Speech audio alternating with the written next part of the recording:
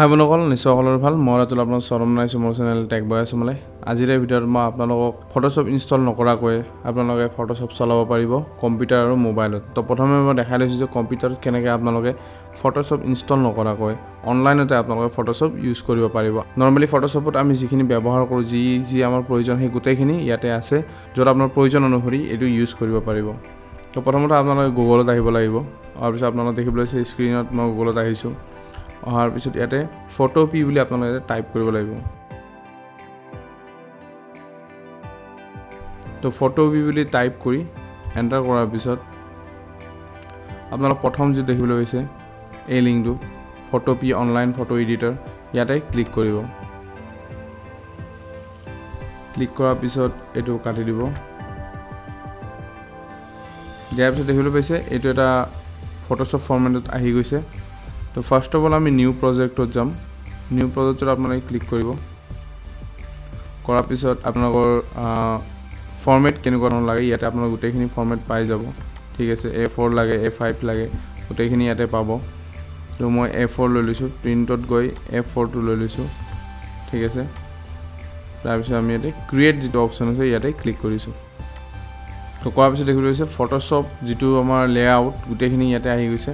তো এইটো আমি ডাঙৰ কৰি ল'ব পাৰোঁ, একেবাৰে ছফ্টৱেৰ মুড কৰি ল'ব পাৰোঁ। ইয়াতে দেখিবলৈ পাইছে ইয়াতে এটা অপশ্যন আছে যিটো আমি ফুল স্ক্ৰীণ কৰিব পাৰোঁ। অ'কে কৰি দিয়াৰ পিছত এইটো এটা ফুল স্ক্ৰীণত আপোনালোকৰ আহি গ'ল। তো এতিয়া এনেকুৱা নালাগে যে আপোনালোকে অনলাইনত চলাই আছে, এনেকুৱা লাগিব আপুনি এটা এপছ, আপুনি ফটোশ্বপ এপটো চলাই আছে। তো ইয়াতে যদি মই যেনেকৈ আপোনালোকে ফটোশ্বপ কাম কৰে ঠিক তেনেদৰে ইয়াতে চিমুলটেনিয়াছলি ইয়াতেও কাম কৰিব পাৰিব। গোটেই টুল আপোনালোকৰ আছে ইয়াতে দেখিবলৈ পাইছে, ব্ৰাছৰ পৰা আদি কৰি ইৰেজাৰৰ পৰা আদি কৰি ব্লাৰৰ পৰা আদি কৰি গোটেইখিনি ইয়াতে আছে।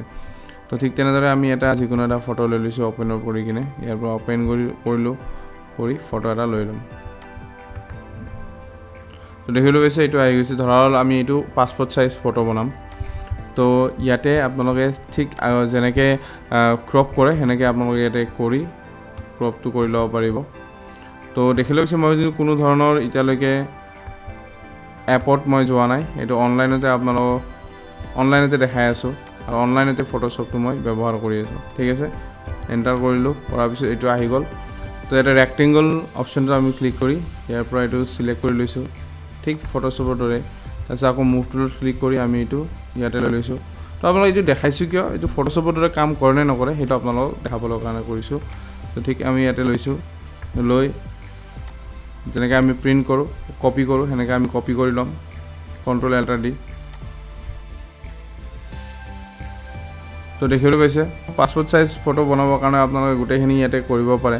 ঠিক আছে, কোনো ধৰণৰ প্ৰব্লেম নাই, গোটেই এডিটৰ পৰা আদি কৰি গোটেইখিনি কাম আপোনালোকে এই ফটোশ্বপৰ দ্বাৰা কৰিব পাৰিব। তো ইয়াতে আপোনালোকৰ ইমেজ ফিল্টাৰ হওক, গোটেইখিনি এডজাষ্টমেণ্ট, ব্ৰাইটনেছ, এভৰিথিং আপোনালোকে পাব। মই দেখাই দিছোঁ।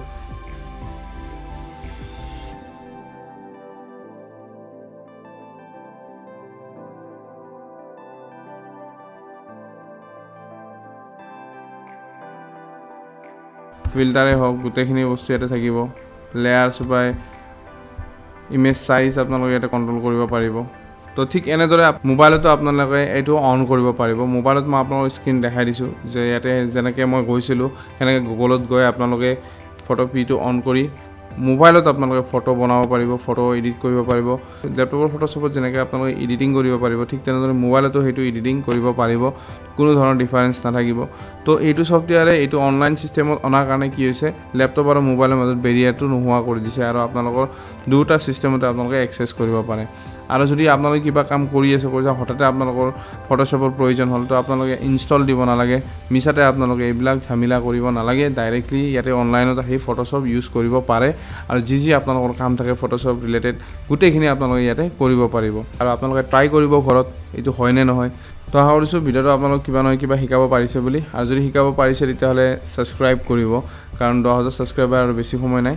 আপোনালোকে যদি ছাবস্ক্ৰাইব কৰে তেতিয়াহ'লে 10,000 ছাবস্ক্ৰাইব হৈ যাব। 30টা ছাবস্ক্ৰাইবাৰ প্ৰয়োজন। আশা কৰিছোঁ আপোনালোকে ছাবস্ক্ৰাইব কৰিব আৰু ফ্ৰেণ্ডছৰ সৈতে এই ভিডিঅ'টো যাতে শ্বেয়াৰ কৰে আৰু লাইক কৰিব নাপাহৰিব। তো আজিলৈ এৰিলোঁ, ভিডিঅ' দিছোঁ আৰু অশেষ ধন্যবাদ।